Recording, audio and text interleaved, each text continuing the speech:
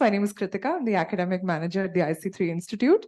And we have two incredible school leaders here with us today, Suvarna ma'am and Nithika ma'am.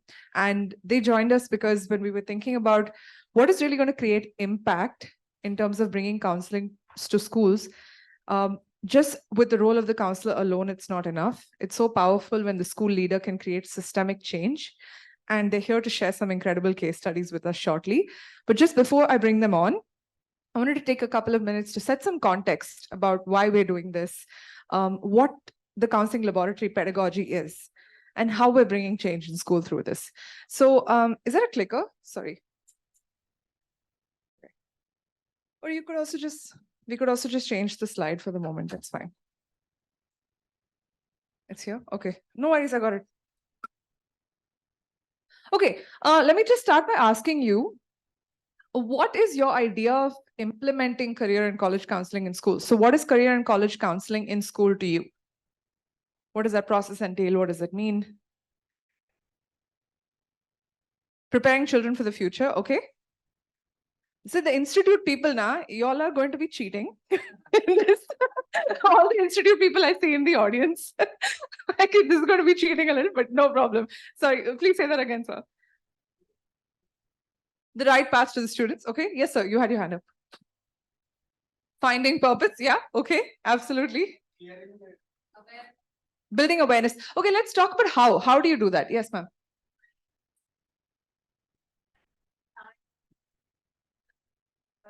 Look at this from our focused approach. Okay. Doesn't just also involves the teachers, the faculty, the staff, and the management as a whole to look at it from a more focused approach. Agreed. Completely agree. So when all of these stakeholders come together, what is it that we aim or intend Is to it do? also helping the students to identify themselves? Yes. Very good. Give identity to the students. I mean, they should understand their creativity skills, their skills they have. I mean, absolutely, yes. A very important part of it is building student identity. Yes, sorry, somebody had their hand up on the side. To solve? Okay, to take a solution-focused approach. Fair enough. Anything else? Any other response? Children. Okay, fair enough. Thank you, ma'am. Concentrating on students' focus, what they are interested, and showing them the various options for them. Okay, perfect. Yes, using a student-centric approach to the counseling process. Very important. So I put this down. Yeah. Fair. No, but you're going to see what more they can bring to you. We put it down.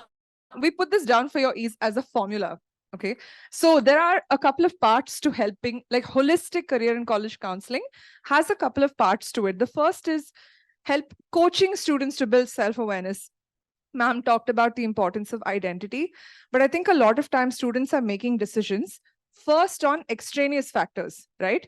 What is the world offering? What is the salary potential of this? What is the social prospect of a job?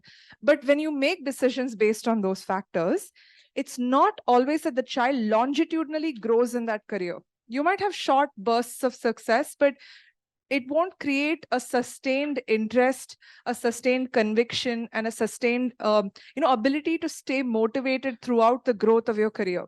That's why you see statistically people are changing jobs almost every 2 years because they don't find a sense of connection to what they do. It starts by not knowing who they are. So the first step of career and college counseling really is to help your students to build self-awareness. Let them articulate, right? What do I value? What kind of person am I? What kind of skills do I have? Do they have the ability to do that? The next two things are building 21st century employability skills. How many of us have these life skills classes built into our curriculum? Okay, that's great. That's fantastic. And while I respect that there's an entirely separate segment that's allocated to life skill building, sometimes I think what we fail to see is life skills are being built literally all the time in this very moment, in every action. But children lack the ability to correlate what I'm learning and what skill I'm building from what I'm doing. So as educators, every single person in the ecosystem has a responsibility to help them understand, as you're doing this activity, what skill is it enabling you to build? That also helps you to see who is good at what, and that intrinsically what they are naturally good at, right? Then building career awareness in the dynamic world of work and awareness of higher education pathways and institutions. One of the biggest myths of career and college counseling is, and I was waiting to see if anybody said it, and thankfully nobody did. You are not expected to tell the child at the end of 12th what they need to do. We are not God, nobody knows. Probably God also doesn't, because the world of work is changing that fast. But the point is that with the advent of AI and what we've seen in the pandemic, one industry doesn't remain the same. What a child might have planned in 12th is almost redundant by the time they finish the second or third year of their education in higher education. So what you can do instead is equip them to learn the technique, know about yourself, be confident in who you are, understand how to do research, right? How do you learn about the developments in the world of work? How do you learn about what is happening in the higher education landscape? So how to do research, and how do you map the two things to find what is the right fit for you as a person? That's the technique of career and college counseling that we want to focus on, a holistic advent to it, not a unilateral focus of let's do a psychometric test, let's give you some information and tell you what career you should take at the end of 12th. That model really will not last. Okay, so what is the Counseling Laboratory 2.0 and what are we here to talk about? So this was a pedagogy that Mr. Ganesh Kohli, who you heard in the opening plenary, coined in the year 2016. And it was with the intent to bring career and college counseling to life in the school through a fun, creative, but also structured format. Because it's not really built into the school ecosystem until now, right? Previously, it was maybe a nice to have addition that some schools did, but some schools didn't. But how do we build it into a meaningful way in our school ecosystem? So that's the Counseling Laboratory pedagogy. It has two parts to it, a library and a laboratory. So the library is where you do research and gather insights about all of these things we were talking about, whether it's different industries, different career pathways, growth potential of those industries, etc. The laboratory is where you come and add the fun, creative, application-oriented element to it. I'll give you an example as we go through the project as to what it is. Another element of the counseling laboratory is the decision circle approach. So how we implement the counseling laboratory is, so as a part of the IC3 Institute's program, we had several educators like them put into groups, assigned a topic, and then they first had to do research on that topic. It was very vast. We also gave them just 20 minutes, which we would almost always get some noise about. So they had to do research, consolidate that data, and come together and collaborate on how do we consolidate this data to make it relevant for our students. How do we put this in a format that makes it informative and brings clarity to the child's decision-making process? So in the process of that, how we implement this in schools, is the screen visible? Like you can read it clearly? Okay. Let me start here. So let's say you have a group of people that get assigned to 3 types of topics. The first type of topic is subject area or industries. And some examples in this are careers in agriculture, careers with psychology and mathematics. We pick topics. So subject area and industry refers to anything that focuses on an academic subject or an industry as a whole. But again, we didn't want to keep it unilateral because we want to break some myths about how careers interact and engage in the world. Hence, topics like careers with psychology and business. It just goes to show when you explore a topic like that, how much potential there is for example, if somebody is in forensic science and they're trying to study the intent of a criminal, you need to understand mindset, which comes from psychology, but processing data will come from math. And that's an application of those subjects in action. But it's not thought of like that, right? It's thought of much more unilaterally. So the other thing is we do topics like that are not necessarily in a niche, but more broad. For example, careers with animals. What can you do? It can be animal advocacy. You could be in veterinary science. You could be in animal food production. There are so many pathways that could emerge from this. So you are interested in animals, but you could be working in healthcare. You could be working in the food and beverage business, or you could be working in legal and advocacy. There are so many pathways that emerge from one topic, but this is just a nice creative way to explore it. Careers with beauty. My God, the advent of this industry. I cannot. The other day I saw an Instagram ad for someone who comes home and then does laser hair removal and then nobody has hair for like 6 months. I was like, what? When did these things even come up? So just to show how diverse the prospects in the industry are, right? It's not as face value as just the makeup brands that you see that are advertised, but so many avenues of the beauty industry that exist.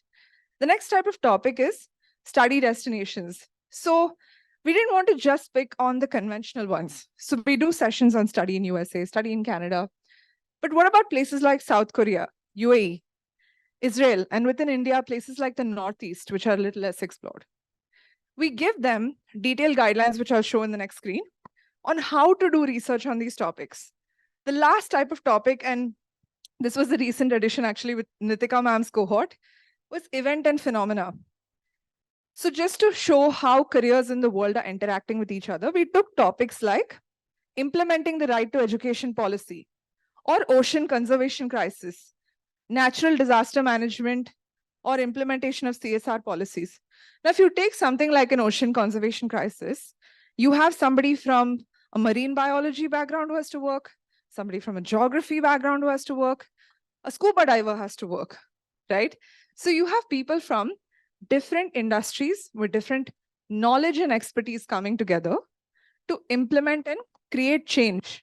And in the world, it works like that, right? Careers are not working like, I studied math, I did this, and then this is the career in isolation.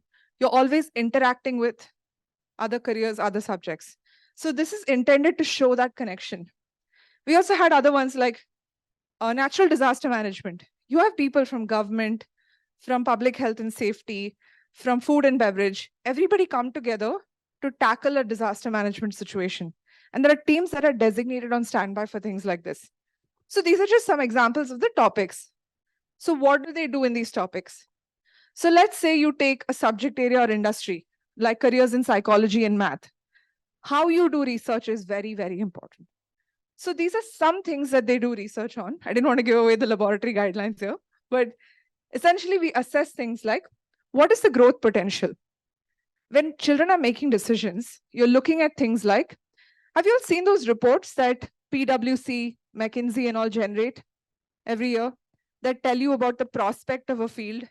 So that's a very good reference point to see what will be the trend of an industry in a couple of years. You also want to know what are the breakup of subcategories within. Then look at the streams of jobs and education pathways. And this is my favorite one. You look at a job through the lens of qualities and skills. So I'll just show you an example for that, actually. I'll come back to these. Why isn't that coming? Okay. We always talk about engineering as the most stable, comfortable career in the world and cliche that everybody signs up for. But this is assessing who should be an engineer. It's not that engineering is not the problem. It's who signs up for engineering that becomes the problem. So these are some qualities of students that could be the right fit. For example, someone with a good sense of logic to analyze, good mechanical sense, and ability to have visual machinery moving in. So you have to have visual thinking ability, logical thinking ability. Then, oh, sorry, what happened?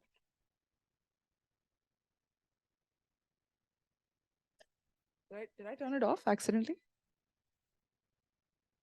Okay, just while it comes back.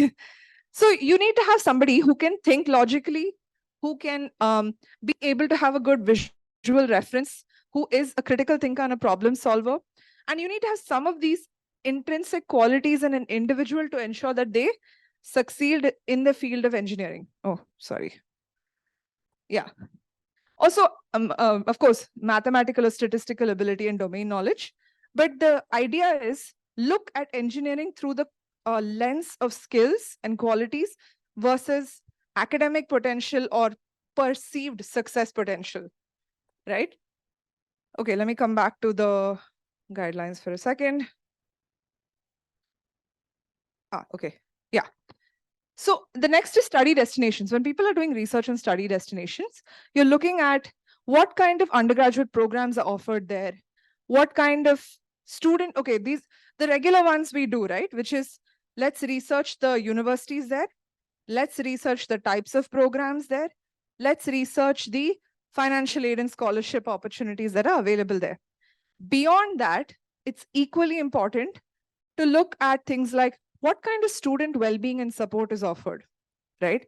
What countries or regions are culturally inclined to provide more student support? What is the climate, culture, politics, etc. in that region that allow for somebody to thrive there? I have just a short story to share here. I had a counselor who told me, you should not go to NYU because you like being community oriented, but NYU as an institution is very individualistic, meaning you'll have to be hyper independent to survive in a city like that. And I did not heed her advice at that time, but later when I got to go explore it, I took a semester abroad. The minute I touched down, I understood why. It was extremely isolating and it was a very fast track to get depressed. Had I not met some good people who helped me stay in good stead, it would have been really, really hard to cope. I think the student's environment is a very big factor. So assessing if they're a good fit in that environment is important when you're looking at study destinations. So we make them do this research in the counseling laboratory. Lastly, for event and phenomena, we look at how different industries interact. We look at how specific roles collaborate with each other. How does the marine biologist work with the professional scuba diver who works with the person who's doing the landscape or studying the seabed features? And then we look at impact on sustainable development goals. Everything today is linked to that. So how are careers linked to contributing to making a difference across various SDGs? That's an important point to read. Lastly, the creative component. We make them imagine new roles. We keep saying, right, the career is not going to be what we think it is. So we get them to imagine, make up your own job role. Think about what a career could look like 10 years from now. Give it a name, give it a skill set. You can even give it a made-up degree that people have to study in order to pursue it. But that gets them thinking a little outside of the box of how things can evolve in the future. So this is how they do research. Some examples of the projects that they've done. Careers in biology and geography. So for a medical geographer, there are different ways that you can get to that path. This is an outcome of the counseling laboratory project. Then for applied mathematics, people always think of math in a very drab way. Applied mathematics is at the core of climatology, game design, and ecology in the environment. This is applied mathematics in action. And they used applied mathematics to do contact tracing during COVID to find out who touched base with who and therefore what's the potential damage. This is an example of the study destination. So when you look at places like Korea, you study what are the growth industries in that region. So if I study there and I want to work there after, what are the industries that are thriving and what kind of competitive advantage do they have? They also got to interact with students who have studied in those countries. So doing primary research is an important part of the counseling laboratory pedagogy. And lastly, for things like Finland, we did scholarships. People don't consider Finland as a popular study destination, but we wanted to look at what happens if you got scholarships and work opportunities there. And this was one of those fun exercises. If you are a minister of education in Finland, what kind of policy reform will you bring? So the laboratory also involves fun, creative thinking. Okay, so I'm going to stop here and turn it over to Suvarna ma'am to show you how the laboratory in action is bringing systemic change in two very different types of schools. So Suvarna ma'am will go first, Krithika ma'am right thereafter. So ma'am, over to you. Thank you.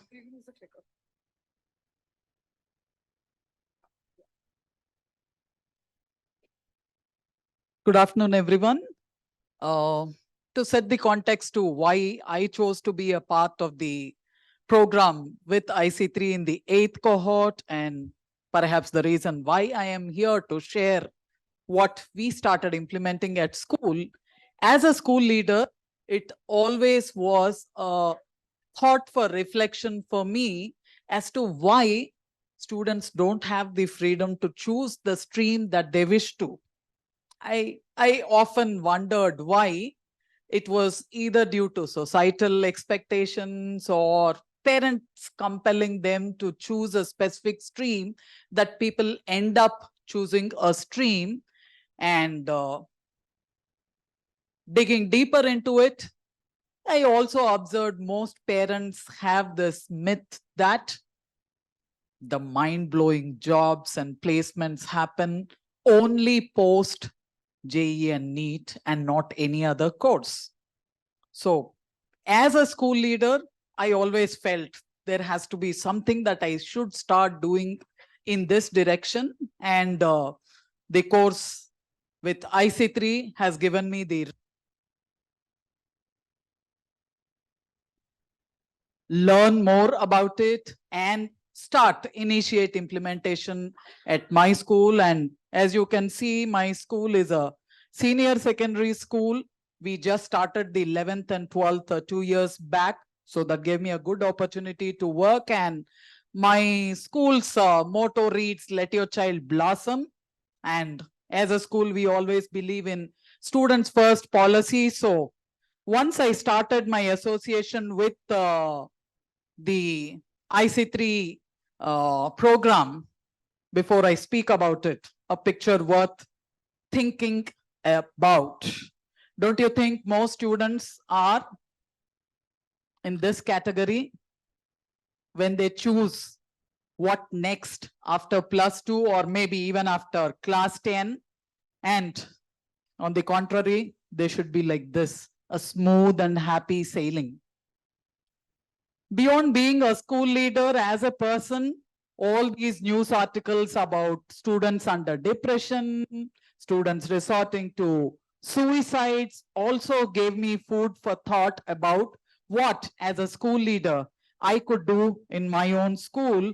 And being a part of the 8th cohort, having learned numerous inputs and strategies through the program, we started off with implementation to begin with, how conversations with all the stakeholders, basically having a needs analysis from the students, from the parents, from the teachers, following which I had a conversation with the management and the teachers just to develop how a customized program that is suitable for my school set of students and parents could be implemented practically.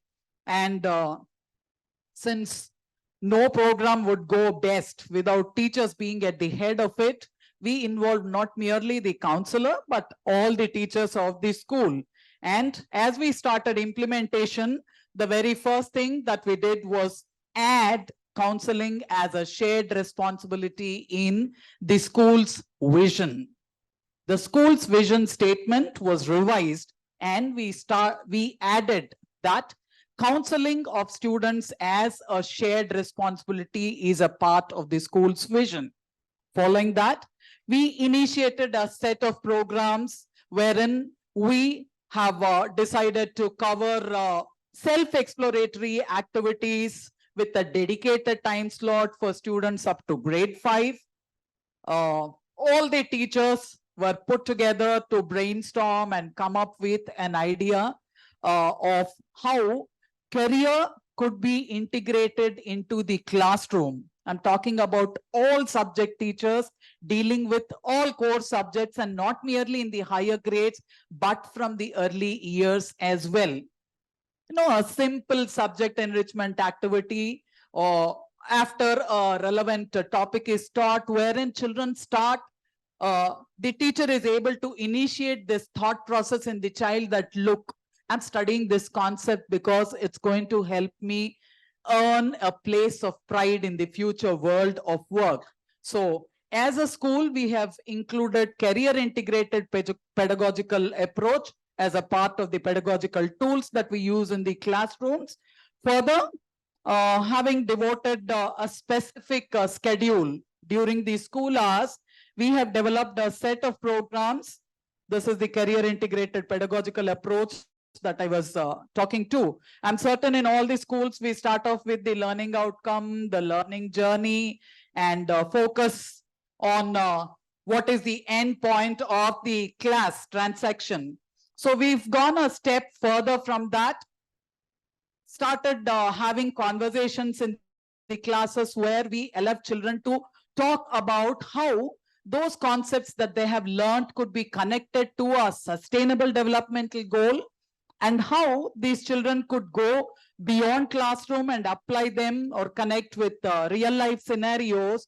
And then we help them or steer them steadily into possible career pathways in future that would help them not merely in enjoying a happy professional life, but could also work towards sustainable developmental goals. As I shared, we dedicated a specific time slot towards self-development from the early years up to class 5.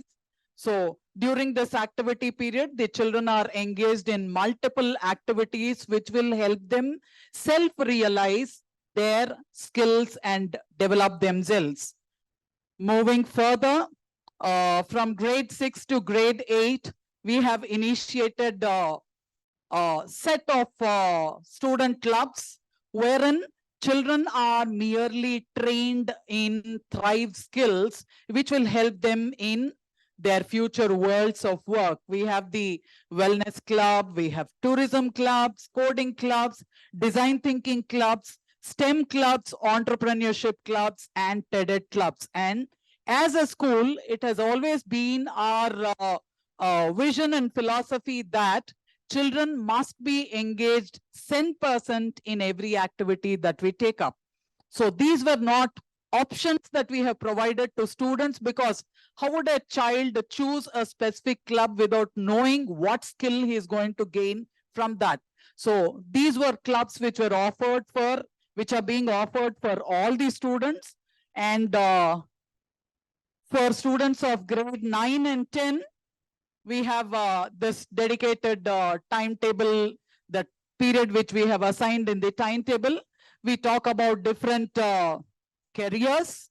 We introduce them to all the career domains in HEIs, that is the higher educational institutions, and engage them in investigative projects so that they choose a domain that is close to their heart, dig deeper, develop their research skills, either individually or as a pair, and investigate more in career domains that are close to their heart.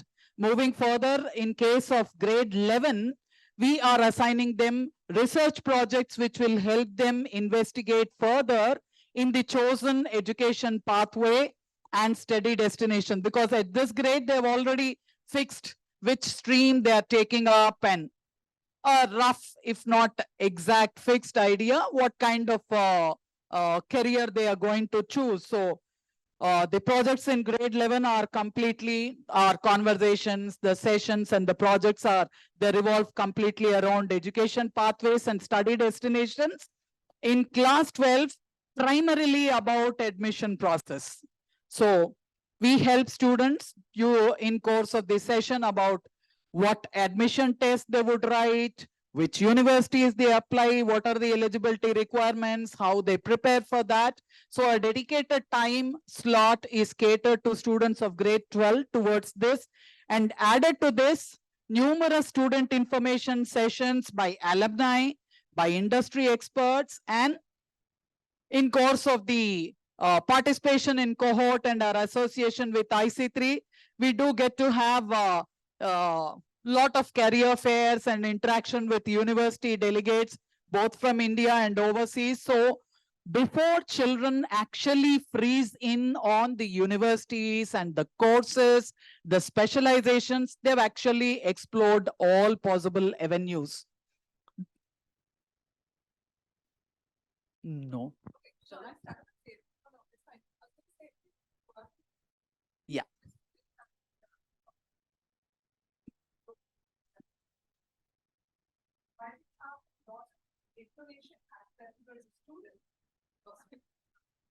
Yeah, while we have a lot of information accessible to students, what ma'am just shared was a really nice example of plugging it in as an age-appropriate curriculum so that students also see a progression to the thought process and decision-making. Of course, you're going to have conversations about these topics across a period of time and it can lap over. But as a school, to build it into a timetable, this is a nice model to look at to see how do you plug it in a meaningful way. Sorry for the interruption. Thank you, ma'am. So that was not all that we did. because these were areas in which, we involved students, we involved teachers, but the decision makers are out there, parents. So how did we initiate having conversations and trying to bring in a positive and, significant change in the mindset of parents? We started in with, these are some examples of how we had student information sessions by experts, career fairs with different universities, integrating the C3 concept into the school's co-scholastic calendar, what I was talking to you about. If I wish to reach out to parent, I think all those who work in a school scenario, you would agree with me, any reminder from school for parents to attend a session, an informative session, a formal session, attendance is. So we thought the best way to reach out to them and get them to understand what we are trying to get across would be through the co-scholastic activities. So lot of planning with my team has gone into the co-scholastic calendar the last academic year, which we are continuing this year too. We included, as a school, we have a TED School Club, right from our, I think for more than 8 years, our students have been participating in TED clubs, producing TED style student talks. But this year we gave a twist to that. I remember at Christ University when we attended the residential week, one of the resource persons spoke about how sustainable developmental goals could be connected to careers. So taking an idea from that, I decided that we are going to have TED style talks connecting with, yes, ma'am.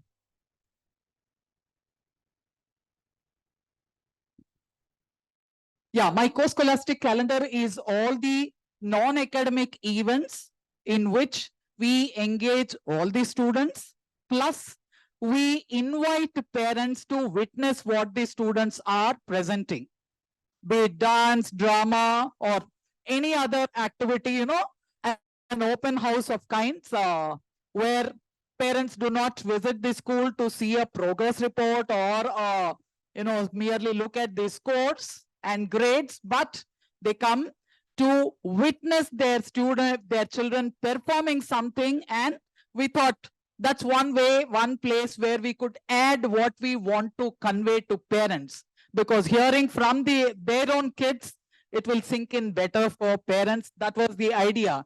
So TED student talks, coming back to this, we gave a lot of time for children to take up research, choose a career which makes their heart beat faster, how they could connect it to a sustainable developmental goal, and what skills they have, what skills they need to add on to themselves, and work on a 10-minute, 8 minutes TED style talk and present it.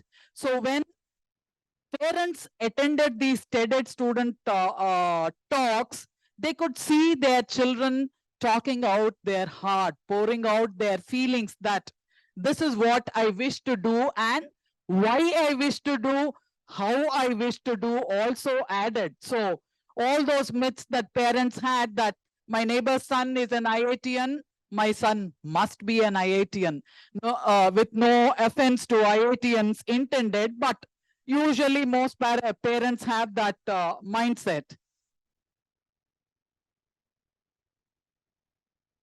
As a school, we always, I think all the schools have an annual day program with lot of song, dance, enjoyment. But as a school, we always had a thematic annual day, whether it was an adaptation of Wings of Fire, where we presented the biography of Dr. APJ Abdul Kalam, and so on and so forth. So last academic year, we chose to title the event as Unchai, to scale the Mount Everest of the world of work. That's how we titled it. And the whole program, the flow was, a creative presentation of the alumni of the school. We actually had a few of our alumni members visiting the school, and starting off giving a kickstart to the program where they talk about different worlds of work that they're working in. And as the day progressed, we introduced to the audience nearly 30 diverse, uncommon professions, be it wildlife photographer, radio jockey, manager of a cruise ship, really diverse things. And at the students actually did lot of research and penned the anchoring, to present as an anchor. They had to dig deep, take up research and find out, if I wish to be a cruise manager on board of a ship, so what qualifications I should do, what after 10th, what after +2, where I should study, in India, where, overseas, where. So all this within 1.5 minutes, presented in a very creative manner by the anchors, followed by how the, the work would be on board of a cruise ship as a song and dance. So the annual day had the regular masala of song, dance, filmy, Bollywood, Hollywood, everything, but lot of education added to it. So much that at the end of the event, we had the parents talking about, ma'am, we never knew after MPC, beyond the traditional cliched engineering, children are eligible to do XYZ course. And even students had this happiness in them that, look, I've done the research. So this is the direction in which I wish to move. Please do consider. That's how we worked. To do all this, yes, lot of training for our teachers, faculty development programs consistently through the year to begin with getting the teachers accept that it is not the responsibility of the counselor or the grade 10 or grade 11 and 12 teachers to talk about career options to the students, but everybody's responsibility, because we wanted a sea change in the culture on school, wherein people start thinking and considering about options beyond the cliched ones. So that's all from St. Peter's High School. At the end, I would, before I hand over to ma'am, yes, sir. Faculty development programs, we had a series of brainstorming sessions on the feasibility of adding a career integrated approach into the classroom. Because as you know, the amount of time to complete syllabus remains constant. And in any school of any geographical area, you would always have this heterogeneous set in the student in the classroom with diverse levels of learning. So teachers really needed to be convinced about how, in a fun manner, as a subject enrichment activity, if not for every chapter, appropriate chapter, they could add on that subject career integrated approach. So faculty development program refers to all the circle times, the developmental conversations that we had with the entire set of teachers, subject wise, grade wise, so that, nothing can be achieved in a school unless right from the management, the principal, up to the resource teachers or the support teachers being fully convinced that, look, this is a program that needs to be initiated in the school. It might be tough, it might be new, we might need to spend hours to learn, but at the end, the outcome would be best for students. And so, I think we have been implementing this from around September, October last academic year. I would say now, my teachers are very happy. Post NEP, we have started practicing the mandated bagless day activities too. So without any initiation or an instruction from the principal, people come up with, ma'am, can we have a career integrated bagless day activity? So that's the kind of change that we were able to bring in, and parents appreciate that too, because at the end, giving due credit to the parents if they're looking at IIT or JEE or NEET as the only option for a safe and secure life, because they are unaware and ignorant about other options, career options, which could be equally good, which could be equally safe and secure as these two. That change in mindset was easy and we could initiate, though I should say we are still in the beginning stage. Not even a year has passed since we started implementing all this, but I can see that change in the entire school community, wherein a child who had given consent to continue in the school after grade 10, at the start of grade 10, we asked who's going to continue for grade 11 and 12, so on and so forth. All those children who had it marked MPC with coaching for JEE come after a couple of weeks and say, ma'am, can we come with our parents? We want to talk to you. And the parents talk to us saying, we had a talk with our child.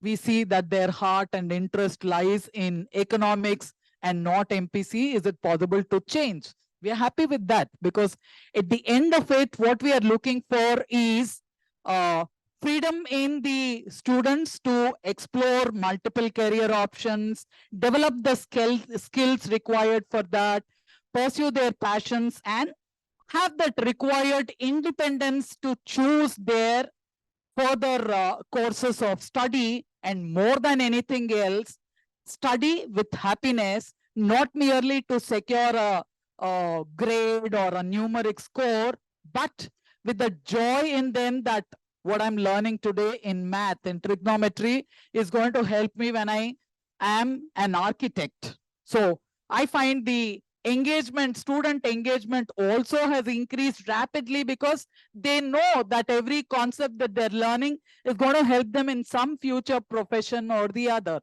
So that's all from me. Over to you, ma'am. Thank you, Swarna. Hello? Am I audible? Is this working? Yeah, great. All right.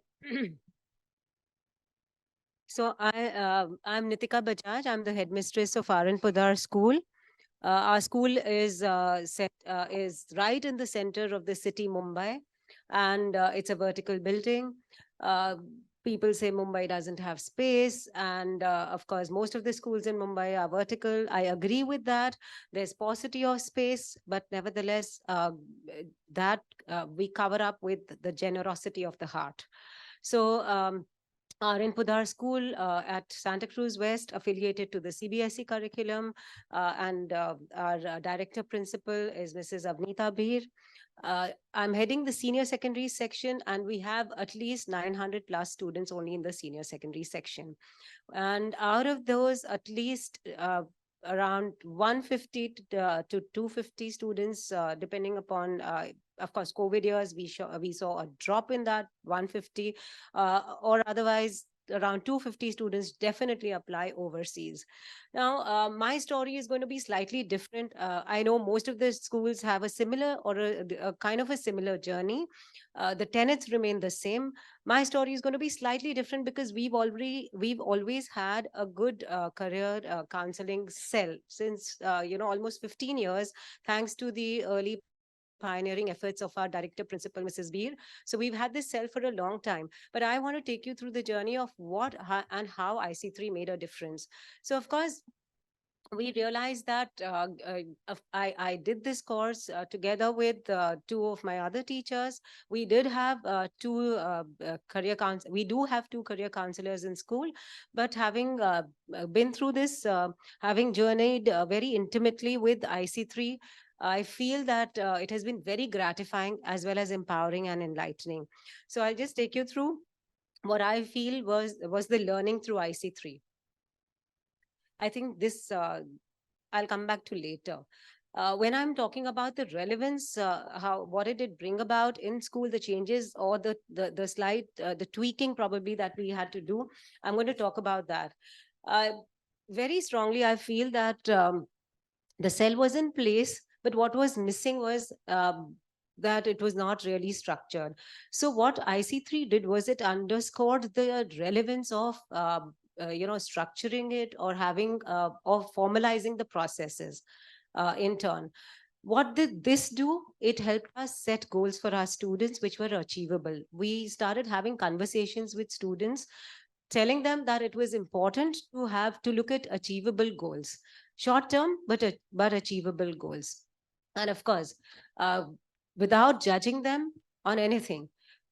Since it's a very liberal school, we do offer different options. The cafeteria approach that the CBSE believes in. We have subjects like with the streams. I'm talking about the 3 streams: science, commerce, and humanities. With those streams, we offer subjects, any kind of subject that a child would take on. For example, a commerce student can do business studies, economics, accountancy with biology. So the 5th subject option that we offer them is biology. My students who are humanities students are opting for biology or mathematics, and we do not deter them. Or something called engineering drawing or engineering graphics. And why do we do that is to keep their options open. That really, really helps them to put things into perspective. Like Swarna ma'am already mentioned, we keep the conversation alive with the parents. There are parents who come and approach us maybe in the middle of the year, and they tell us the child is not comfortable doing commerce. Can we switch the child to maybe a science stream or vice versa? And we do go by that. We feel that it's the child who is the consumer at the end of the day, and he needs to be comfortable with what he or she is doing. And in order to help them pursue that education pathway, we do indulge them. Moreover, we saw that what IC3 did, what this program, the to concept did for us, was it also contoured the career counseling course for us.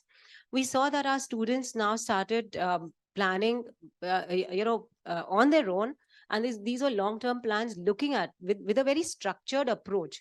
After having structured the entire thing with a structured approach, they started becoming aware not only about the industry trends, but also about the career, the options they had regarding the careers that they could pursue. Yeah, the other thing that's important, of course, the application to the real world. It does expose them to the real world, the world of the work. The process. So when we introduced this concept, like Krithika explained, we talked to them about the laboratory as well as the library approach. We talked to them what was expected of them. Krithika and Preeti from IC3 did come and watch our students perform on the stage when they took the entire execution of this process on the stage. So we had students researching, and this was, we clearly made, we told them that armchair theorizing was not going to work. So they had to be the primary researchers. They went into the field, they researched the topics that they wanted to. So here again, I'm not going to repeat what Krithika has already talked about in terms of it could be study destination, in terms of it could be any local industry that they were researching, probably a subject that they were researching on. So these were categories that were given to the students, and they were asked to do whatever research they could. The students started researching. They came up with whatever kind of presentations they wanted to make.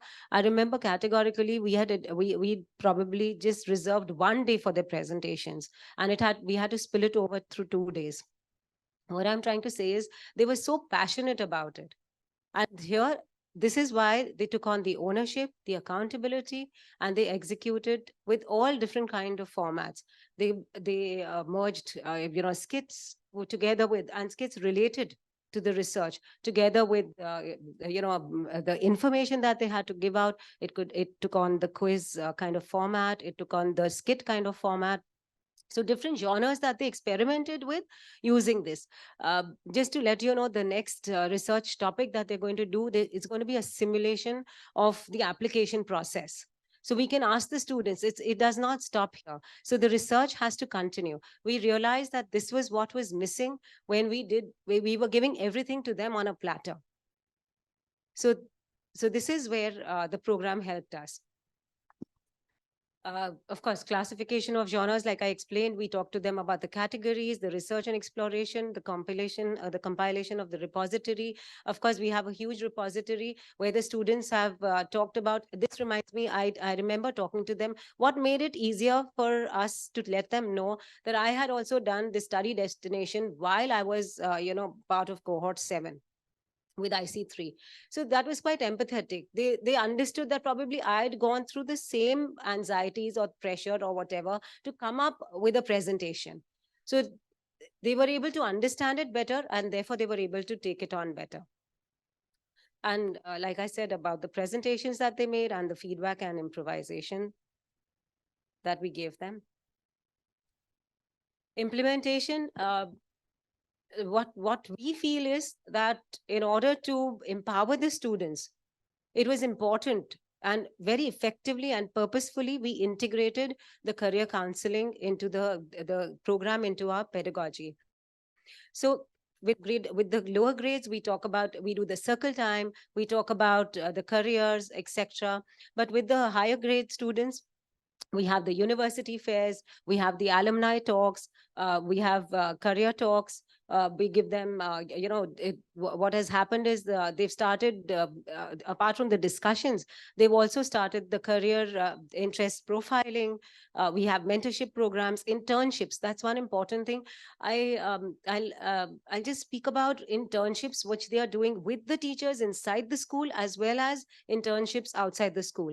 So I'll just share this anecdote about this one student of ours who sat with the computer teacher, and he came up with, he automated this entire process. I don't know how many of you are from CBSE schools. So what happens, CBSE requires the students to be registered with the board.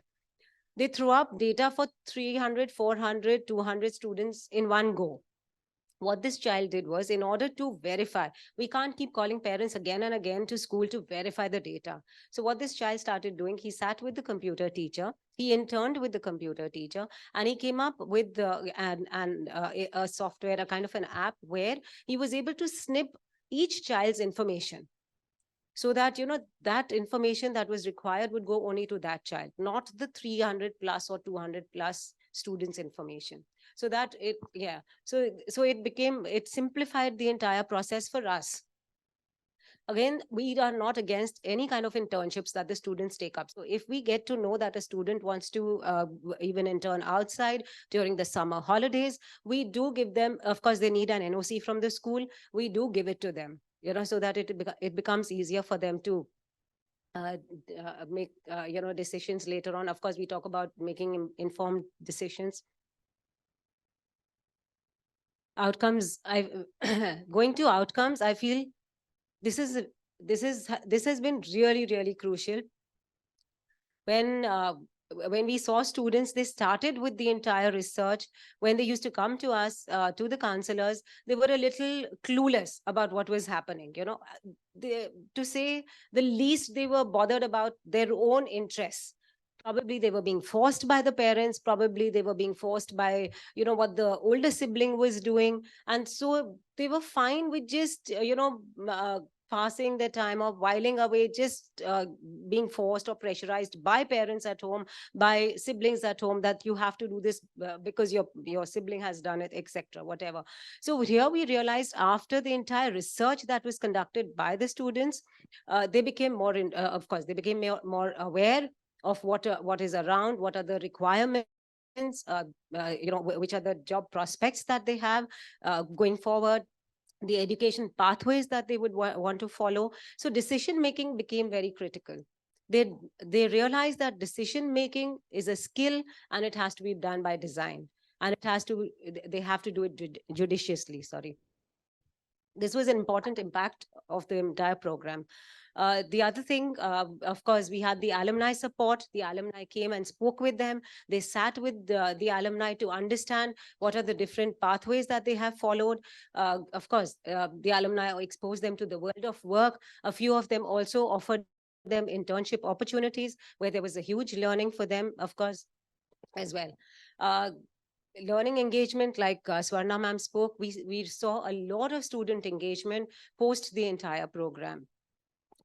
One area we felt where we saw a lot of challenge was parents. All the time we saw that the parents used to come to us and talk to us about inflating the scores, to make it a very glorified kind of an application, to give the best kind of letters of recommendations for their students. So this was the biggest challenge we were facing. And how did we overcome this? Of course, we were always in conversation with the parents. That was one channel that we'd always kept open. But we realized that sometimes there would be a roadblock where the parents were not ready to listen to, authority, to listen to experience. So what did we do about that? How did we go about that? Because we had access to the kind of information and we knew we were well equipped, to be able to challenge that entire approach that the parents had. So knowing that we had skilled ourselves enough, here again, reiterating, underscoring the importance of upskilling, and by the teachers, definitely. Again, buy-in for the teachers as well, talking about the teachers also to upskill as well as to buy in this entire idea of counseling. Some teachers used to come and all the time complain about, why are we doing this? We don't have the time. We need to complete this syllabus, but to be able to as an authority, to be able to let them know that this was pertinent. And once we started that entire process, like when I talked about formalizing the process, once we started that, the teachers themselves started taking interest. And I can proudly say that all of them are somehow, somewhere able to guide the students, and they are, I won't say they are, the career, guidance counselors, but at the same time, basic guidance, all the teachers are definitely able to offer to the students. I will be sharing, okay. Yeah, all right. I will. So let me just quickly go to the anecdotal evidence. Yeah. I would just like to then quickly wrap up by reading out the anecdotal evidence that I have over here. Testimonials from two of our students who were part of this entire research project. I'll quickly read it out to you. 11th and 12th graders often face the daunting task of selecting what and where to study. It's crucial to conduct thorough research before making any decisions. Our project helped us become proactive in our decision-making process. We discovered some fascinating yet unexplored study destinations that were chosen by different groups involved in the project. My group studied education in Australia, and it was an incredible experience. We considered various factors while researching universities, such as courses offered, requirements, campus, faculty, job prospects, cost of living, cuisine, weather, and crime rate. So they went to the depth of even finding out details about crime rate.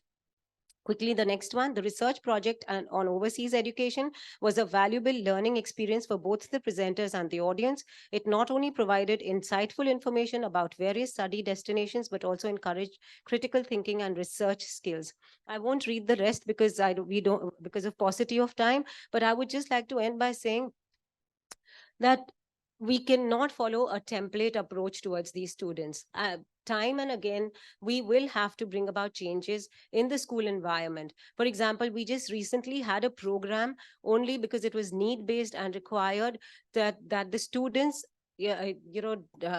hone, not just build, but also hone skills like decision making, their competencies, 21st century competencies. So as and when we feel there is a need, we keep adding to the programs, to the special, probably when Swarna ma'am talked about her annual function. So the annual function here as well, we do not conduct a function or an annual event just for the sake of it. It has to be with a lot of thought. It has to be thought-provoking, either burning issues, social issues, or the SDGs like she talked about. And therefore, this is the only way we can help them meet their purpose or ikigai in life. Thank you. Thank you all so much. I know we're well over time, so we probably don't have time for a Q&A, but I just wanted to wrap up by thanking the two of them for their incredible work in what they're doing at their schools. And I hope this has created some inspiration for ideas of what you can take back to school, simple plugins that you can bring in your curriculum with your faculty, with other stakeholders. And of course, we are around for the next 2 days to support you if you have any questions along the way, or if you want to brainstorm any ideas. And also wanted to let you know the IC3 Institute's resource library is available to all school educators at no cost. So you just have to register with your school email ID, and a lot of handy resources that can help you plug in things into your curriculum, do activities with students, are available to you on the library to download and use. So this is just another takeaway of a tool that you can carry forward. But thank you so much for your attention, for your engagement, for your participation today. Very, very grateful for all of you, and have a wonderful rest of the conference. Thank you.